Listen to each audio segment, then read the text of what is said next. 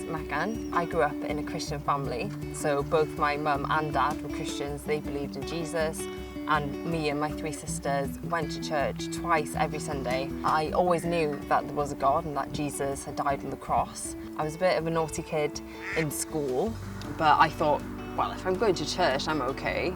But then when I was about 15, I thought, you know, I really have to kind of take this a bit more seriously now. So I think it was then, I haven't got a time and date and place or anything, that I really put my personal faith and trust in Jesus. And the first year of being a Christian was absolutely amazing. And I was reading my Bible and writing down verses and putting them all over my room and everything. And I really felt like God was speaking to me personally and into my heart, which was amazing. But then that kind of slowly faded away.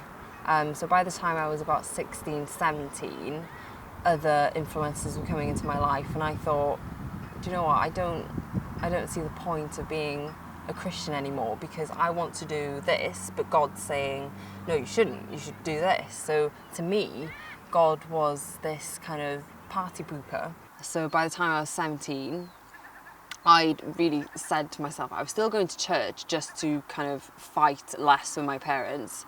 But I thought, you know, I don't want to do this anymore. But I was driving home one night. I was 17 years old. The weather had been really bad that day. I don't remember that day because on my way home, I had this horrific car accident where the car kind of barrel rolled down the steep ravine and everything. I completely lost control. I was flown to hospital with serious injuries.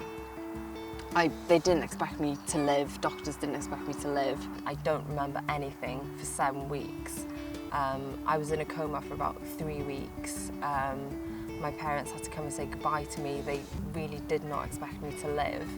And they said if I did live, that I would be severely handicapped and I wouldn't be the same person I was before because of my injuries, and I'd hurt my head and brain really badly. My first kind of memory or feeling is just this overwhelming feeling of peace and God's presence, and knowing that He was there with me, that I was alive for a reason. He'd kept me alive and He'd worked these miracles to keep me alive for a reason, and that it was going to be okay somehow. I don't know, I can't explain it, it's really hard to explain, but I knew that God was with me and that He loved me so much, regardless of what I'd done in the past. I spent just over 8 months in hospital, which is a very long time. I was still having to go back to the hospital every 2 weeks or so because I couldn't eat properly because I'd hurt my food pipe in the crash.